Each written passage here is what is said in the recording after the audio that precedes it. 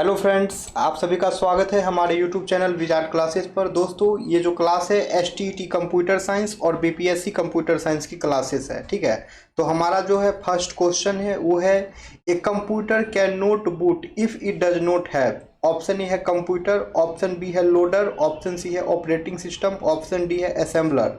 तो इसका आंसर जो है वो हो जाएगा ऑपरेटिंग सिस्टम। यानी कि एक कंप्यूटर में है, जब ऑपरेटिंग सिस्टम नहीं रहेगा तो वो कंप्यूटर जो है बूट नहीं हो पाएगा। ओके फ्रेंड्स, तो ये इसका डिस्कशन है। डिस्कशन थोड़ा सा देख लिया जाए। एक computer can not boot if it does not have the operating system, यानी कि एक कंप्यूटर जो है वो बूट नहीं हो पाएगा जब उसके पास जो है ऑपरेटिंग सिस्टम नहीं होगा। ठीक है, the booting process involves loading the operating system into the computers memory from a non volatile storage device और एंड स्टार्टिंग इट्स एग्जीक्यूशन। ठीक है, तो अब जानिए बूटिंग प्रोसेस क्या होता है। तो बूटिंग प्रोसेस जो है वो इन्वॉल्व करता है ऑपरेटिंग सिस्टम को। ठीक है, ऑपरेटिंग सिस्टम को लोड करता है कंप्यूटर मेमोरी से from a non volatile storage device, जैसे कि हार्ड डिस्क ड्राइव हो गया, एसएसडी हो गया, ईटीसी से। ठीक है, the operating system is essential for managing hardware resource. Operating system जो है हार्डवेयर रिसोर्स को मैनेज करने के लिए होता है and providing the necessary environment for other software to run. और अदर सॉफ्टवेयर के रन होने के लिए जो है नेसेसरी इन्वायरमेंट भी प्रोवाइड करता है। And without an operating system the computer can not perform any useful task और रन एप्लीकेशन सॉफ्टवेयर। ठीक है, और बिना ऑपरेटिंग सिस्टम के जो है कंप्यूटर में कोई भी टास्क परफॉर्म नहीं हो पाएगा और ना ही कोई एप्लीकेशन सॉफ्टवेयर रन हो पाएगा। तो ठीक है, तो याद रखना है कि एक कंप्यूटर सिस्टम में जब जो है ऑपरेटिंग सिस्टम नहीं होगा तो वो बूट नहीं हो पाएगा, इसलिए जो इसका आंसर ऑपरेटिंग सिस्टम करेक्ट हो गया। चलिए, काफ़ी डिस्कशन हो गया इस क्वेश्चन पे। नेक्स्ट क्वेश्चन है which is preferred method for enforcing data integrity. ठीक है, डेटा इंटीग्रिटी को इन्फोर्स करने के लिए जो है सबसे प्रीफर्ड मेथड जो है वो क्या होगा। ऑप्शन है कॉन्स्टेंट, ऑप्शन बी है स्टोर्ड प्रोसीडर, ऑप्शन सी है ट्रिगर, ऑप्शन डी है कर्सर। तो इसका आंसर जो है वो हो जाएगा कॉन्स्टेंट। ठीक है, constants is preferred method for enforcing data integrity. ठीक है friends, constant is preferred method for enforcing data integrity. Data integrity को इन्फोर्स करने के लिए जो है कॉन्स्टेंट जो है वो प्रीफर्ड मेथड माना जाता है। ठीक है, तो यही कॉन्स्टेंट के बारे में है, तो हल्का सा देख लिया जाए। कांस्टेंट जो है प्रीफर्ड मेथड होता है डेटा इंटीग्रिटी को इन्फोर्स करने के लिए डेटाबेस में। कांस्टेंट जो है वो रूल होता है जो कि टेबल के कॉलम्स में अप्लाई होता है और इंश्योर करता है डेटा जो डेटाबेस में स्टोर्ड है वो सर्टेन रूल और स्टैंडर्ड को जो है फॉलो कर रहा है। ठीक है, कांस्टेंट के कुछ टाइप्स होते हैं, जैसे कि प्राइमरी की हो गया, फॉरेन की हो गया, यूनिक कांस्टेंट हो गया, नोट नल कांस्टेंट हो गया, चेक कांस्टेंट हो गया। ये सभी के सभी जो है कांस्टेंट के कुछ टाइप्स हैं। ठीक है, these constants are enforced automatically by the database management system ensuring data consistency and integrity. और दोस्तों ये कांस्टेंट जो है डेटाबेस मैनेजमेंट सिस्टम के द्वारा जो है इन्फोर्स किया जाता है और ये जो है डाटा कंसिस्टेंसी और इंटीग्रिटी को जो है इंश्योर करता है। नेक्स्ट क्वेश्चन है what is inter process communication. ठीक है, यहाँ पूछ रहा है बताइए इंटर प्रोसेस कम्युनिकेशन क्या होता है। तो ऑप्शन है allows processes to communicate and synchronize their actions when using the same address space। Option B है allows processes to communicate and synchronize their actions। Option C है allows the processes to only synchronize their actions without communications। Option D है none of the mention. तो दोस्तों inter process जो communication है वो हो जाएगा ऑप्शन बी, यानी कि allows processes to communicate and synchronize their actions. ठीक है, इंटर प्रोसेस कम्युनिकेशन जो है वो हो जाएगा ऑप्शन बी। ये अलाउज करता है, allows processes to communicate, processes को जो है अलाउ करता है कम्युनिकेट करने के लिए, एंड सिंक्रोनाइज देयर एक्शन, और उसके एक्शंस को जो है सिंक्रोनाइज करता है। तो आइए इंटर प्रोसेस कम्युनिकेशन का थोड़ा सा एक्सप्लेनेशन देख लिया जाए। एक्सप्लेनेशन काफ़ी इंपॉर्टेंट है। तो इंटर प्रोसेस कम्युनिकेशन जो है ये इनेबल्स करता है प्रोसेसर जो सेम और डिफरेंट सिस्टम पे जो है रन कर रहा है वो आपस में जो है डेटा को एक्सचेंज कर पाए और उसके कोऑर्डिनेट और उसके एक्टिविटी को जो है कोऑर्डिनेट कर पाए। ठीक है, और इंटर प्रोसेस कम्युनिकेशन क्या करता है, ये फैसिलिटेट्स करता है कम्युनिकेशन प्रोसेस और वेरियस मैकेनिज्म के बीच में। ठीक है, it facilitates communication between processes through various mechanism, यानी कि इंटर प्रोसेस कम्युनिकेशन जो है वो कम्युनिकेशन फैसिलिटेट्स करता है प्रोसेसेस और अदर वेरियस मैकेनिज्म के बीच में, जैसे कि मैसेज पासिंग हो गया, शेयर्ड मेमोरी हो गया, सॉकेट हो गया, पाइप्स हो गया, सिग्नल्स हो गया, इस सभी के बीच में जो है कम्युनिकेशन फैसिलिटेट करता है। ठीक है, और inter process communication is essential for enabling collaboration and coordination among concurrent processes in a computer system। और इंटर प्रोसेस कम्युनिकेशन जो होता है वो काफ़ी एसेंशियल होता है कोलैबोरेशन और कोऑर्डिनेशन को इनेबल करने के लिए among concurrent processes in a computer system। Next है एक्सपेंशन ऑफ FTP इज, यहाँ पे जो है FTP का फुल फॉर्म पूछ रहा है। ऑप्शन ए है fine transfer protocol, option B है file transfer protocol, option C है first transfer protocol, option D है फास्ट ट्रांसफर प्रोटोकॉल। तो दोस्तों FTP का फुल फॉर्म जो है वो हो जाएगा option B file transfer protocol. Okay friends, FTP का फुल फॉर्म जो है वो हो जाएगा file transfer protocol. Okay friends, next अच्छा इसका डिस्कशन है देख लिया जाए तो यही बात है, FTP का फुल फॉर्म जो है फाइल ट्रांसफर प्रोटोकॉल होता है और FTP जो है एक स्टैंडर्ड नेटवर्क प्रोटोकॉल है जिसका यूज किया जाता है फाइल ट्रांसफर के लिए क्लाइंट और सर्वर के बीच में। ठीक है, कंप्यूटर नेटवर्क पे, जैसे कि हमारा इंटरनेट जो हो गया वो जो है फाइल ट्रांसफर प्रोटोकॉल का एक एग्जाम्पल है। ठीक है, नेक्स्ट आते हैं, नेक्स्ट क्वेश्चन है A system program that sets up an executable program in main memory ready for execution is called। A system program that sets up an executable program in main memory ready for execution is called। यानी कि एक system programme जो executable program को set करता है main memory में, ठीक है, और रेडी फॉर एग्जीक्यूशन है, तो रेडी फॉर एग्जीक्यूशन है उसे क्या कहते हैं? ऑप्शन ए है असेंबलर, ऑप्शन बी है लिंकर, ऑप्शन सी है लोडर, ऑप्शन डी है कंपाइलर, ऑप्शन ई है नन ऑफ द एबव। तो दोस्तों इसका आंसर जो है वो हो जाएगा ऑप्शन सी लोडर। इसका आंसर जो है वो हो जाएगा ऑप्शन सी लोडर, यानी कि लोडर जो है एक सिस्टम प्रोग्राम है that setups and executable program in main memory ready for execution. ठीक है, इसका आंसर जो है वो लोडर हो जाएगा। लोडर जो है एक सिस्टम प्रोग्राम है जो कि रिस्पॉन्सिबल होता है responsible for loading executable programs into main memory. Executable program को जो है मेन मेमोरी में लोड करने के लिए जो है लोडर रिस्पॉन्सिबल होता है। मेन मेमोरी जैसे कि यहाँ पे रैम हो जाएगा और सेकेंडरी स्टोरेज डिवाइस जो है हार्ड डिस्क हो जाएगा। ठीक है, and preparing them for execution by the CPU, और उसको जो है प्रिपेयर करता है एग्जीक्यूशन के लिए CPU के द्वारा।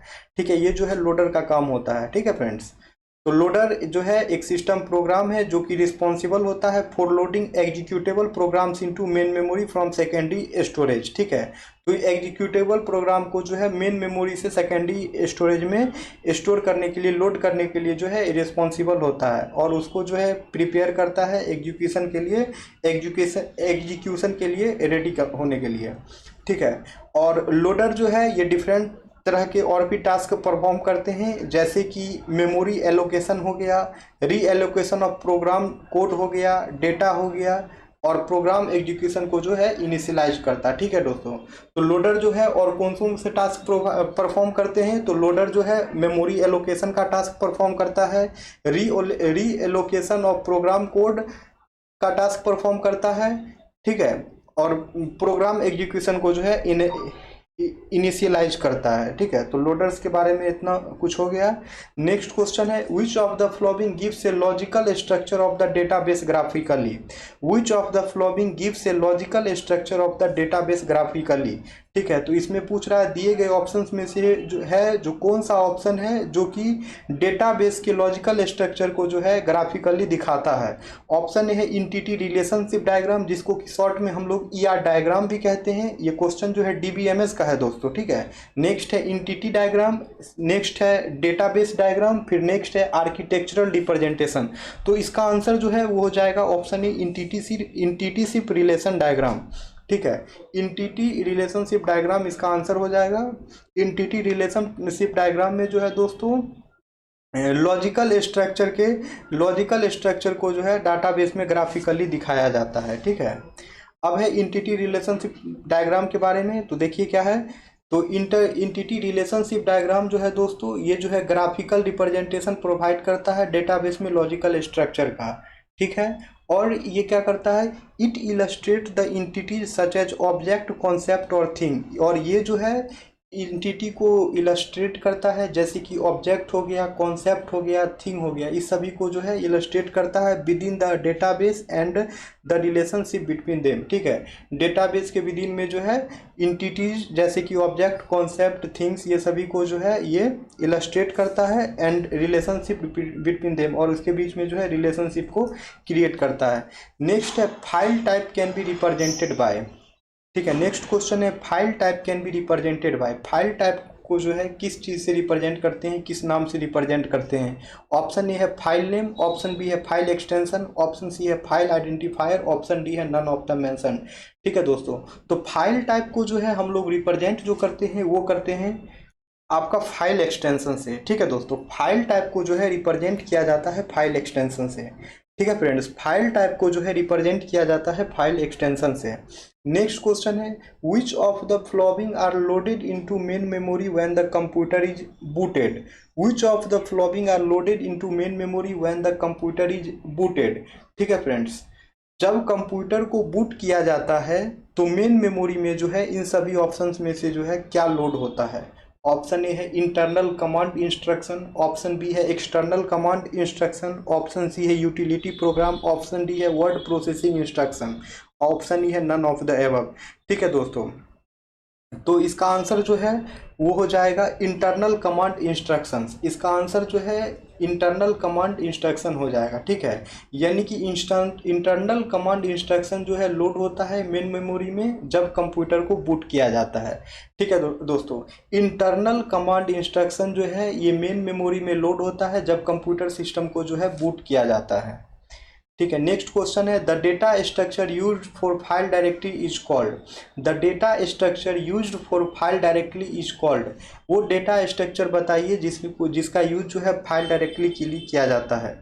फाइल डायरेक्टरी के लिए जो है किस डेटा स्ट्रक्चर का यूज किया जाता है उसका नाम पूछ रहा है। ऑप्शन ए है माउंट टेबल, ऑप्शन बी है हैज टेबल, ऑप्शन सी है फाइल टेबल, ऑप्शन डी है प्रोसेस टेबल।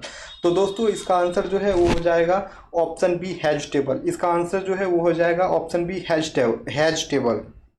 यानी कि हैज टेबल का जो है यूज किया जाता है फाइल डायरेक्टरी के लिए। हैज टेबल का यूज जो है किया जाता है फाइल डायरेक्टरी के लिए, ठीक है। तो यहाँ पे वही है the data structure used for file directory typically called a file table. वो डेटा स्ट्रक्चर जिसका इस्तेमाल फाइल डायरेक्टरी के लिए किया जाता है उसे जो है फाइल टेबल के नाम से जाना जाता है। This table contains Meta data about each file. और ये टेबल जो है हर एक फाइल के बारे में जो है मेटा डाटा कंटेन करता है। मेटा डाटा क्या होता है, डेटा अबाउट डेटा होता है, ठीक है। जैसे कि इंडेक्स हो गया, तो उसी तरह जो है ये टेबल का ये जो है फाइल का जो है हर एक फाइल का जो है मेटा डेटा कंटेन करता है। जैसे कि इसका नेम हो गया, साइज हो गया, लोकेशन ऑन डिस्क क्या है, परमिशन क्या हो गया, अदर एट्रीब्यूट्स क्या हो गया, इस सभी को जो है ये कंटेन्स करता है। नेक्स्ट है what is the use of function call operator. अब यहाँ पे पूछ रहा है बताइए फंक्शन कॉल ऑपरेटर का क्या यूज होता है। ऑप्शन ए है ओवरलोडिंग द मेथड को ओवरलोड करने के लिए, option B overloading the object को ओवरलोड करने के लिए, option C overloading the parameter को ओवरलोड करने के लिए, option D overloading the string को ओवरलोड करने के लिए। तो इसका आंसर जो है वो हो जाएगा ओवरलोडिंग द ऑब्जेक्ट, ठीक है। फंक्शन कॉल ऑपरेटर का यूज जो है वो हो जाएगा ओवरलोडिंग द ऑब्जेक्ट, ठीक है फ्रेंड्स। फंक्शन कॉल ऑपरेटर का यूज जो है वो हो जाएगा ओवरलोडिंग द ऑब्जेक्ट।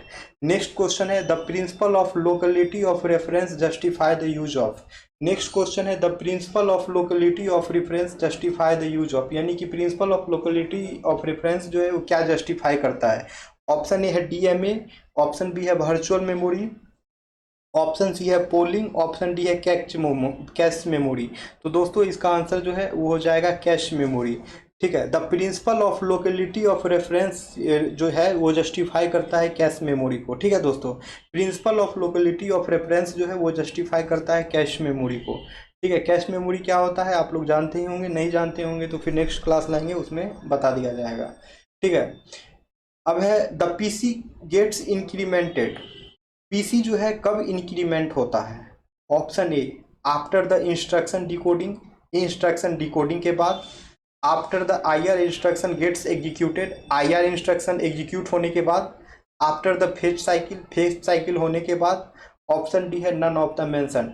तो दोस्तों पीसी जो है यानी कि प्रोग्राम काउंटर जो है वो इंक्रीमेंट होगा आफ्टर द फेच साइकिल। ठीक है दोस्तों, पीसी जो है वो इंक्रीमेंट होगा आफ्टर द फेच साइकिल, यानी कि फेच साइकिल के बाद जो है प्रोग्राम काउंटर इंक्रीमेंट होता है। ठीक है दोस्तों, यानी कि फेच साइकिल के बाद जो है प्रोग्राम काउंटर इंक्रीमेंट होता है। ठीक है, देख लीजिए यहाँ पे इस क्वेश्चन का एक्सप्लेनेशन। द प्रोग्राम काउंटर को जो है हम लोग शॉर्ट में पीसी से डिनोट करते हैं। तो program counter is a register in the CPU. Program counter जो है सीपीयू में एक रजिस्टर है that holds the address of the next instruction to be fetched from the memory. ठीक है, प्रोग्राम काउंटर जो है एक रजिस्टर होता है सीपीयू में जो कि होल्ड करता है एड्रेस नेक्स्ट इंस्ट्रक्शन का जो कि फेच्ड होने वाला है मेमोरी से।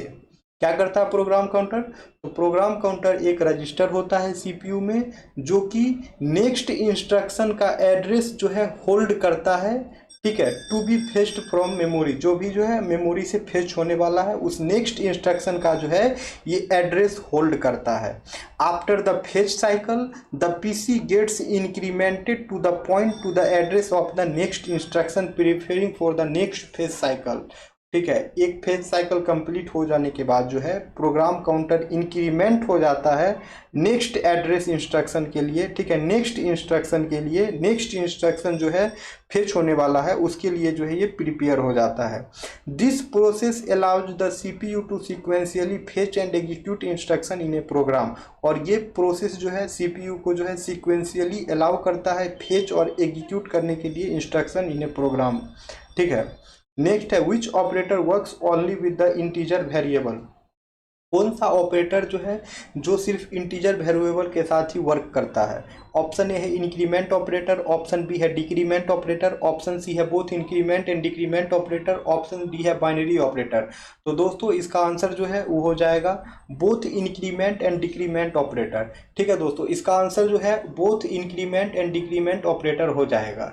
ठीक है, इंक्रीमेंट और डिक्रीमेंट दोनों ऑपरेटर जो है इंटीजर वेरिएबल के साथ वर्क करता है। ठीक है दोस्तों, इंक्रीमेंट और डिक्रीमेंट दोनों ऑपरेटर जो है इंटीजर वेरिएबल के साथ काम करता है। ठीक है, अब देखिए both increment plus plus and decrement minus minus operator, देख लीजिए इंक्रीमेंट ऑपरेटर को जो है प्लस प्लस सिंबल से डिनोट करते हैं और डिक्रीमेंट ऑपरेटर को जो है माइनस माइनस ऑपरेटर से डिनोट किया जाता है। तो both increment and decrement operator works with the integer variable, यानी कि इंक्रीमेंट और डिक्रीमेंट दोनों ऑपरेटर जो है वो इंटीजर वेरिएबल के साथ जो है काम करता है।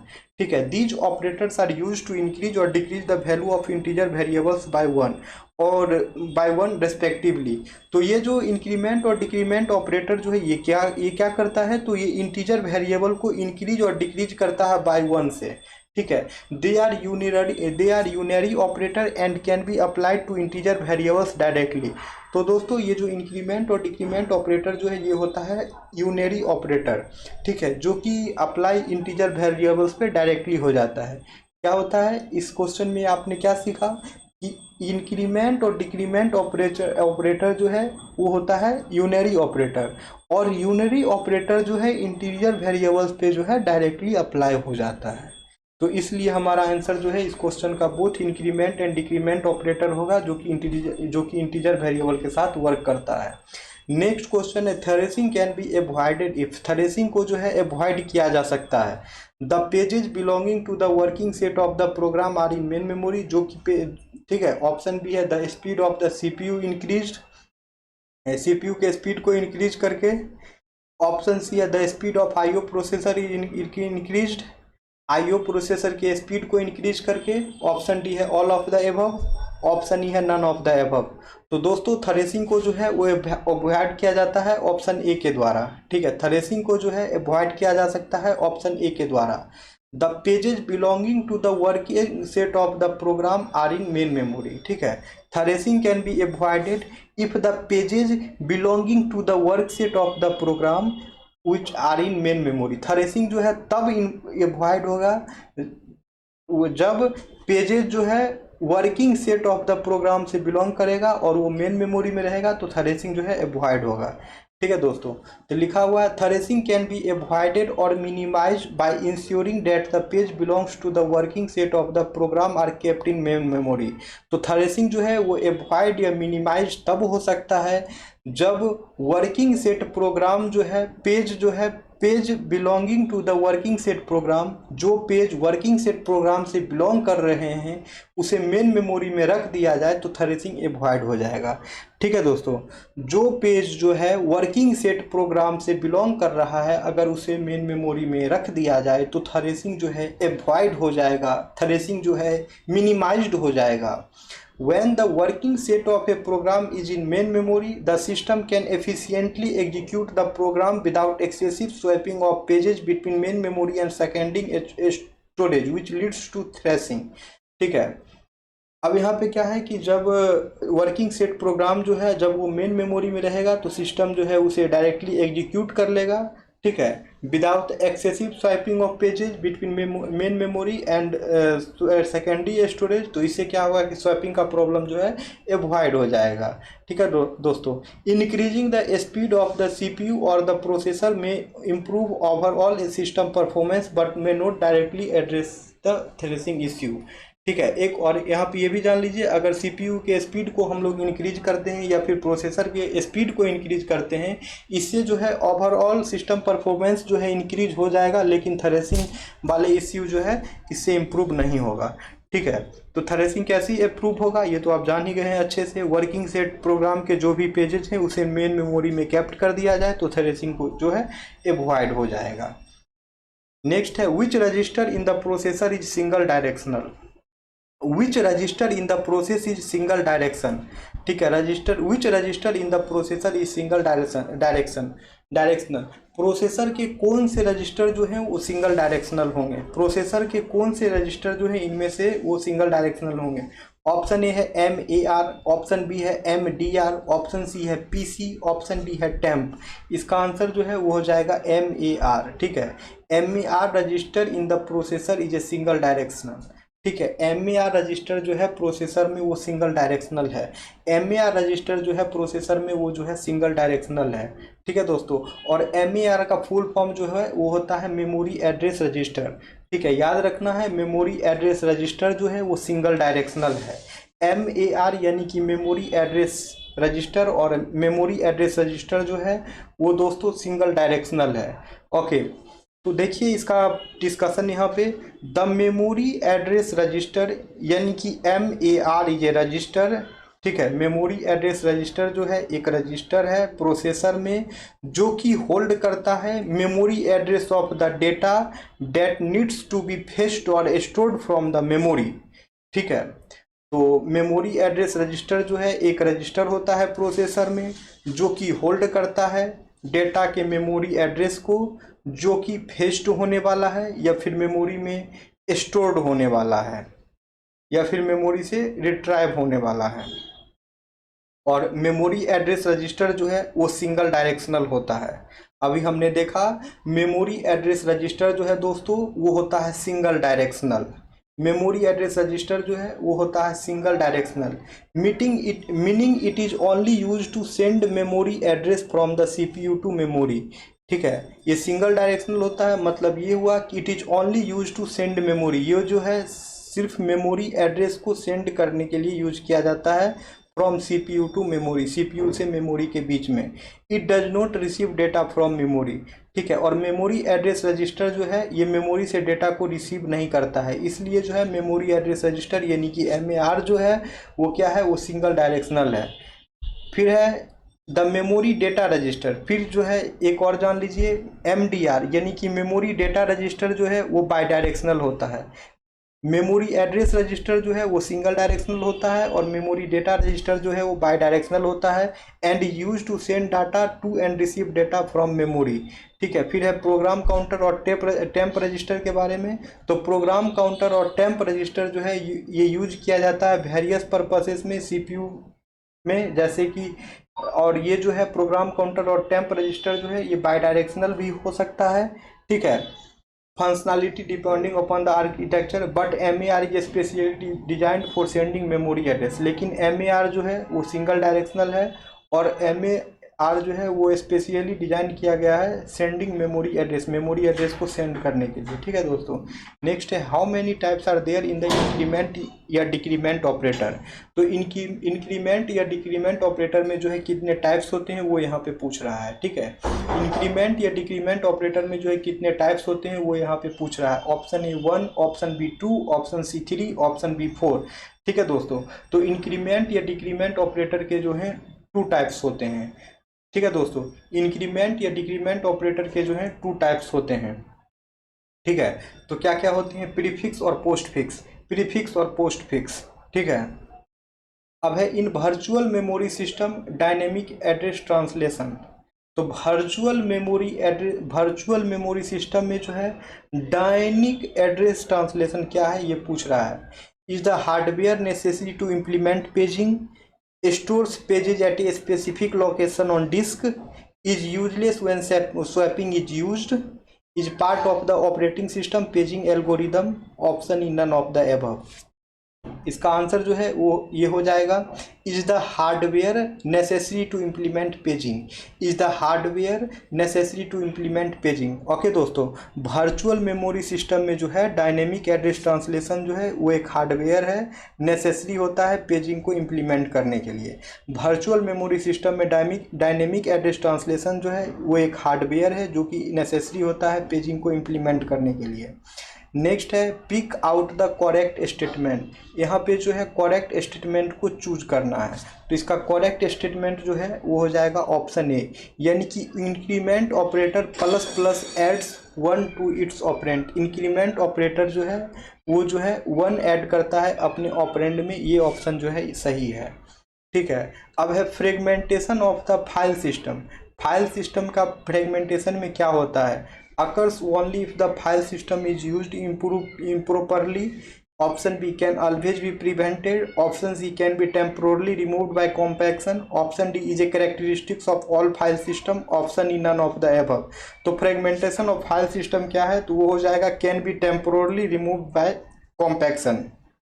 तो फाइल सिस्टम का फ्रेगमेंटेशन जो है इसको टेम्पोरली रिमूव किया जा सकता है कॉम्पैक्शन के द्वारा। ठीक है दोस्तों, फाइल सिस्टम का फ्रेगमेंटेशन जो है उसको टेम्पोरली रिमूव किया जा सकता है कॉम्पैक्शन के द्वारा। अब यहाँ पे देखिए फ्रेगमेंटेशन क्या होता है। ठीक है, अब यहाँ पे देखिए फ्रेगमेंटेशन क्या होता है। ठीक है, fragmentation of the file system refers to the phenomenon where the available space on a storage device becomes divided into a small non-contiguous block over time, leading to inefficient use of storage space and possibly reduced performance। तो fragmentation file system का जो है वो refer किया जाता है उस phenomenon से जहाँ की जो भी अवेलेबल स्टोरेज स्पेस डिवाइस जो होता है, स्टोरेज स्पेस डिवाइस होता है अवेलेबल स्पेस, उसको जो है डिवाइड किया जाता है smaller non contiguous block over time में, और जो है स्टोरेज एफिशिएंट का जो है लीडिंग टू इनएफिशिएंट यूज होता है एंड जो है ये परफॉर्मेंस को जो है पॉसिबली रिड्यूस करता है। ठीक है, अब जानिए फ्रेगमेंटेशन के बारे में। तो फ्रेगमेंटेशन कैन बी रिड्यूस्ड और temporarily removed through processes like compaction. तो फ्रेगमेंटेशन को जो है दोस्तों रिड्यूस किया जा सकता है या फिर टेम्पोरली रिमूव किया जा सकता है, वो कॉम्पैक्शन प्रोसेस के द्वारा किया जा सकता है। It is not always entirely preventable. लेकिन कॉम्पैक्शन जो है, लेकिन फ्रेगमेंटेशन जो है ये हमेशा जो है रिमूव नहीं होता है। ठीक है, option C correctly state that the fragmentation can be temporarily removed by compaction, making it the most accurate choice। ठीक है, तो फ्रेगमेंटेशन जो है फाइल सिस्टम का उस दोस्तों उसको जो है कॉम्पैक्शन के द्वारा जो है टेम्पोरली रिमूव किया जा सकता है या फिर उसे प्रिवेंट किया जा सकता है।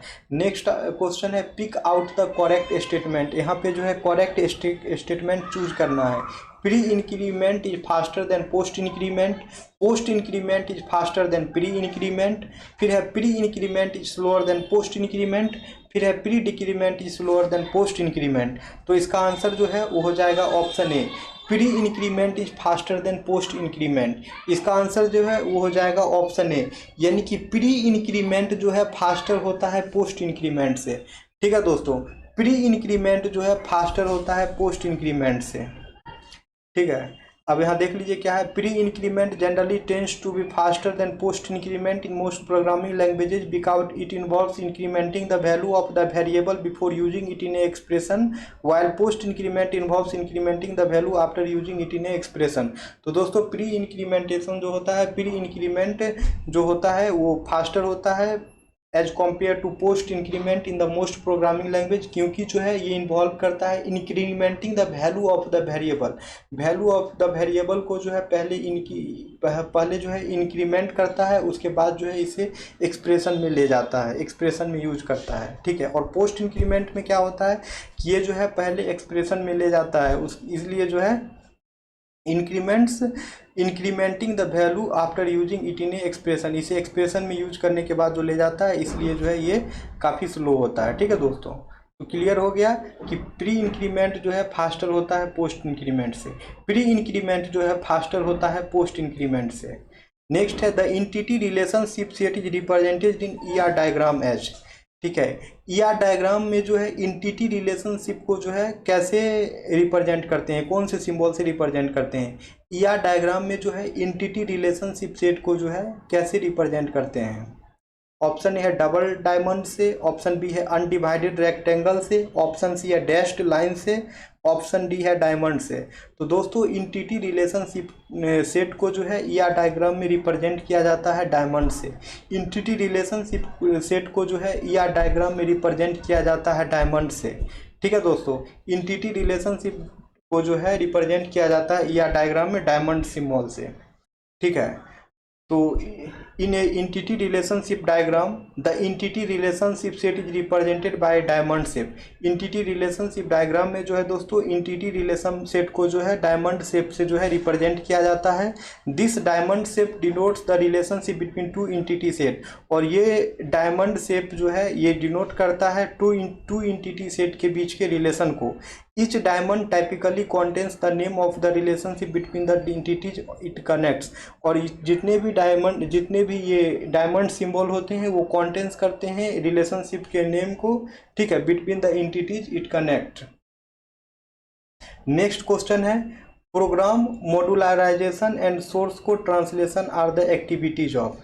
नेक्स्ट क्वेश्चन है प्रोग्राम मॉड्यूलराइजेशन और सोर्स कोड ट्रांसलेशन जो है ये किस चीज़ का एक्टिविटी होता है। ऑप्शन ए है फॉरवर्ड इंजीनियरिंग का, ऑप्शन बी है रिवर्स इंजीनियरिंग का, ऑप्शन सी है री इंजीनियरिंग का, ऑप्शन डी है रिवर्स इंजीनियरिंग और री इंजीनियरिंग का। तो इसका आंसर जो है वो हो जाएगा री इंजीनियरिंग का, ठीक है। इसका आंसर जो है वो हो जाएगा री इंजीनियरिंग का, यानी कि प्रोग्राम मॉड्यूलराइजेशन और सोर्स कोड ट्रांसलेशन जो है वो री इंजीनियरिंग का एक्टिविटीज है, ठीक है दोस्तों। Program modularization and source code translation जो है वो री इंजीनियरिंग का एक्टिविटीज होता है, ठीक है। तो यही यहाँ पे दिया गया है कि program modularization and source code translation are activities typically associated with software re engineering. तो प्रोग्राम मॉड्यूलराइजेशन और सोर्स कोड ट्रांसलेशन जो है वो सॉफ्टवेयर री इंजीनियरिंग का एक्टिविटी होता है, ठीक है। और री इंजीनियरिंग जो है री-इंजीनियरिंग involves the process of analyzing, understanding and improving existing software system, और री-इंजीनियरिंग जो है वो इन्वॉल्व करता है analysing, understanding and improving existing software system को। It often includes activities such as program modularization, ठीक है, एंड सोर्स कोड ट्रांसलेशन। और ये जो है री इंजीनियरिंग जो है ये अक्सर जो है प्रोग्राम मॉड्यूलराइजेशन और सोर्स कोड ट्रांसलेशन इस एक्टिविटीज़ को भी कंटेन करता है। नेक्स्ट है which of the following are language processor. यहाँ पे पूछ रहा है इन सभी ऑप्शंस में से जो कौन सा जो है वो लैंग्वेज प्रोसेसर है। ऑप्शन ए है assembler and editor, option B है compiler and word processor, option C है only assembler and compiler, option D है असेंबलर कंपाइलर एंड इंटरप्रेटर। तो इसका आंसर जो है वो हो जाएगा option D assembler compiler and interpreter. इसका आंसर जो है वो हो जाएगा option D assembler compiler and interpreter, ठीक है दोस्तों। यानी कि असेंबलर कंपाइलर और इंटरप्रेटर जो है ये सभी के सभी जो है लैंग्वेज प्रोसेसर हैं। ओके, अब है विच concept does the pre increment use. Which concept does the pre increment use. Pre increment जो है वो कौन से कॉन्सेप्ट को यूज करता है। ऑप्शन ए है कॉल बाय वैल्यू का, option be call by reference का, ऑप्शन सी क्यू का, option D call by name का। ठीक है दोस्तों, तो प्री इंक्रीमेंट जो है वो यूज करता है कॉल बाय रेफरेंस कॉन्सेप्ट को। प्री इंक्रीमेंट जो है वो यूज करता है कॉल बाय रेफरेंस कॉन्सेप्ट को। ओके, तो कॉल बाय रेफरेंस क्या होता है देखिए, तो call by reference is a parameter. Call by reference जो है एक पैरामीटर पासिंग स्कीम है। कॉल बाय रेफरेंस जो है पैरामीटर पासिंग मैकेनिज्म है जो कि यूज किया जाता है प्रोग्रामिंग में, where a function receives a reference to the actual variable rather than a copy of the variables value. तो जिसमें कि फंक्शन जो है रिसीव करता है एक रेफरेंस को जो कि एक्चुअल वेरिएबल होता है, ठीक है, जो कि एक्चुअल वेरिएबल होता है rather than the copy of the variables value. ठीक है, this means that any change made to the parameter within the function will directly affect the original variable. इसका मतलब ये हुआ कि किसी भी तरह का अगर चेंज पैरामीटर्स के अंदर होता है, ठीक है, पैरामीटर्स में विद इन द फंक्शन, तो ये जो है डायरेक्टली अफेक्ट कर देगा ये ओरिजिनल वेरिएबल को। और कॉल बाय रेफरेंस जो है ये यूजफुल होता है when you need a function to modify the actual variable pass to it, जब जो है फंक्शन का जरूरी पड़ता है एक्चुअल वेरिएबल को मॉडिफाई करने के लिए। और when you want to avoid the overhead of copying large data structure, और जो है जब आप अवॉइड करना चाहते हैं कॉपिंग लार्ज डेटा स्ट्रक्चर को, उस टाइम जो है कॉल बाय रेफरेंस का यूज होता है। ठीक है, तो याद रखना है कॉल बाय रेफरेंस कॉन्सेप्ट जो है प्री इंक्रीमेंट में यूज होता है। ठीक है दोस्तों, याद रखना है कॉल बाय रेफरेंस जो है प्री इंक्रीमेंट में यूज होता है। नेक्स्ट क्वेश्चन है, any entity set that does not have sufficient attribute to form a primary key is term that, यानी कि एक इंटिटी सेट जिसके पास जो है सफिशिएंट एट्रीब्यूट नहीं होता है प्राइमरी की फॉर्म करने के लिए, उसे क्या कहते हैं। एक इंटिटी सेट जिसके पास जो है सफिशिएंट एट्रीब्यूट नहीं होता है प्राइमरी की को फॉर्म करने के लिए, प्राइमरी की को फॉर्म करने के लिए, तो उसे क्या कहते हैं। ऑप्शन ए है strong entity set, option B है वेरिएंट सेट, ऑप्शन सी है weak entity set, option D है वेरिएबल सेट। ठीक है दोस्तों, तो 25 नंबर क्वेश्चन का आंसर जो है आप लोग कमेंट सेक्शन में करिए। ठीक है, नेक्स्ट सेशन जो हम लोग लेके आएंगे तो सबसे पहले 25 नंबर क्वेश्चन का ही आंसर बताया जाएगा, उसके बाद ही आगे का क्वेश्चन डिस्कस होगा। ठीक है, तो जो भी लोग STET कंप्यूटर साइंस या फिर BPSC कंप्यूटर साइंस की तैयारी कर रहे हैं, आप लोग हमारे चैनल को अवश्य सब्सक्राइब कर लें ताकि आने वाले वीडियो का नोटिफिकेशंस जो है आप सभी को मिलता रहे। चलिए फ्रेंड्स, तो सेशन को एंड करते हैं, फिर हम लोग मिलेंगे नेक्स्ट वीडियो में। Okay friends, thank you everyone.